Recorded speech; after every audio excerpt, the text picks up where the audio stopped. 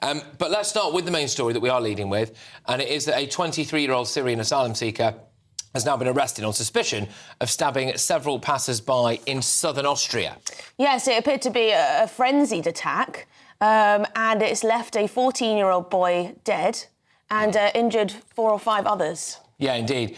2 others are remaining in hospital, and the suspect, who is yet to be named, has since been arrested. Just for a little bit of context, it, of course, comes just a couple of days after an Afghan asylum seeker, a failed Afghan asylum seeker who was known to police, killed at least 2 people in Munich and injured several others by driving a car through a crowd of people. And it also comes, doesn't it, just a couple of days after J.D. Vance, the Vice President of the United States, warned Europe about this exact thing. So, Should we get the thoughts now of former police detective Peter Blexley? Peter, thank you very much for joining us, especially at this time in the morning on a Sunday. Always great to have you on. Your initial impression, really, I mean, I'll be honest with you about what mine was. Here we go again, Peter. On a cold, hard mortuary slab lies the body of a 14-year-old child who was somebody's much-loved son, grandson, sibling, best friend in the world, classmate, and that young child will never be seen again. In neighbouring Germany, in another mortuary, lies the body of a young mother and her 2-year-old child. These people all killed, and many, many others seriously injured by horrendous, murdering monsters who, quite frankly, in my opinion, should not have been anywhere near Europe, but should have been back in the countries that they originated from. Well, yeah, I mean, Peter, what do we do about this? You know, you've got European leaders saying they're getting tough on this. You've got European leaders saying, you know, we're going to restore control of the borders and everything. What faith do Europeans have that our leaders can actually get to grips with this issue? I'm sick of the rhetoric, and I'm also deeply concerned because sources tell me that our courageous security services and counter-terrorism police are thwarting plots in the UK on an almost daily basis. We will be next, or we will be targeted for an attack like this very soon, I fear. And until we have politicians that grow a spine and turn the rhetoric into action, until we have a criminal justice system with courageous judges who will deport those who really should not be here, those with criminal convictions, those over whom we have reasonable reason to suggest they may be a threat. Until they are, quite frankly, and pardon my clumsy language, until they are rounded up, put on planes and deported, then this threat for us, all of us, is very real. Well, look, Peter, I'm sure you, like many people, are getting deja vu, not simply because of what's happened a couple of days ago, but we all remember that period around 2016 and 2017 when Europe's floodgates first opened to a huge number of Syrian refugees. And what did we start seeing? Terror attack, terror attack, terror attack, terror attack. There was a period there where it really, really kicked off around Europe. And now, here we go again. There appears to be a bit of momentum behind this stuff. And let's be very clear about where we are at the minute, Peter, because this individual, were he in Britain and were he have to committed this attack in Britain, or were the Afghan from the other day to have committed this attack in Britain, we would have arrested them, we would try them in this country, we would put them in prison in this country, but we would still not be able to deport them, Peter. And that has to be wrong, surely. Of course it's wrong. And that's because over recent years and decades, the lunatic left, the hand-wringing liberals, so many of whom pollute our criminal justice system, either as lawyers or judges, have allowed this system to be abused. They have stripped law enforcement and right-minded people of having any way in which to deport so many of these people who quite simply pose a threat, a risk to us all, to our loved ones, and should not be here. Our nation needs to grow a spine. Our politicians need to put us first.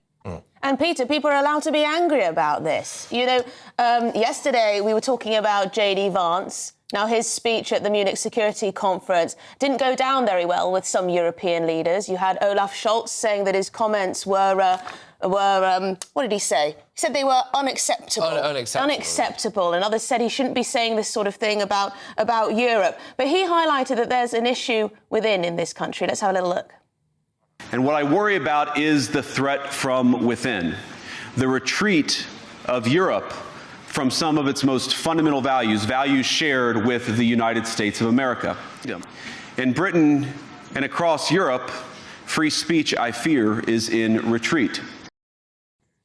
OK, well... I mean, Peter, people don't like hearing it, though. Peter, we're going to have to leave it there, though. But thank you so much for coming on so early in the morning on a Sunday. Former police detective Peter Bleksley there. Thank you, mate. Reacting to the news overnight. Yeah, thank you, Peter. Always a pleasure to have his views. Michael, what do we know about this incident and how's the reaction? Well, the number of people injured has increased. There's actually 5 people that have been injured. 2 of them were seriously injured. One of those had several, in fact, multiple knife wounds to the neck and was operated on overnight and is in intensive care. They say, the police are saying that there's no clear motive yet, but there have been several reports that said that the man was shouting Allahu Akbar as he ran through the streets in the town centre, what is a big tourism region, with a knife. You've got a local hotel worker saying that the guy was laughing as he attacked people, described it as a bloodbath and horrific. His staff locked people in the restaurant in order to protect them as a lone police officer, as can be seen in some photographs, managed to point a gun at him and then disabled him. And she's seen in those pictures arresting him on her own. So she's been praised. Also praised, incidentally, is an Afghan delivery driver who apparently saw what was going on and ran the guy over and disabled him, in allowing the police officer then to point a gun at him and arrest him. So yeah, that was. Well, can I just say one of the things that always, I mean, you right across the detail of all of this, and that's great. But one of the things that always winds me up with these stories is that, you know, people on the left now are going to go, well, we've had the Syrian news stab people, but if we didn't have that Afghan delivery driver, who would have stopped him? Well, for me, that's not the point. Right, time and time again, we have these people doing this kind of stuff in the context. What is the mood like generally in Austria at the minute when it comes to? Are they a bit fed up of this stuff around Europe? Well, you can see that they are, because the Freedom Party, which had been languishing in the polls in the last election, which still hasn't formed a government, got 29%. And that was largely on the back of the fact that Austrians were wildly unhappy about the asylum politics of the country. In the wake of this, you've got all 4 parties coming forward saying that they're going to act on this. But the FPO leader in the region, in Carinthia, in Angara, said that they've been warning about this for years and no one's been taking any notice. And Herbert Kickl, who's the head of the Freedom Party, said that this is a failure not just at a local level or at a federal level or at a national level, but also at the EU level as well. Politics is not dealing with the issue. And Michael, just looking up where this took place, Villach, a small city in Austria. I mean, it looks like a quintessentially Austrian, beautiful area of the country. Can you tell us any more about the area? Yeah, absolutely. I mean, it's a place that's full of thermal spas in the summer, packed with tourists. In the winter, you've got skiing, you've got all the winter tourism activities. I mean, it's unheard of that something like this happened. And then you suddenly had this incident in the afternoon, cobblestone streets. You know, there's fountains. He was actually arrested sitting at a fountain with the sort of old quaint houses in the background as this police officer dramatically approaches him with the gun outstretched. There were helicopters in operation because they believed that there might be others involved. That turned out not to be the case, but they are probing the connections of this guy to see if there was a larger network or if he acted alone. Yeah.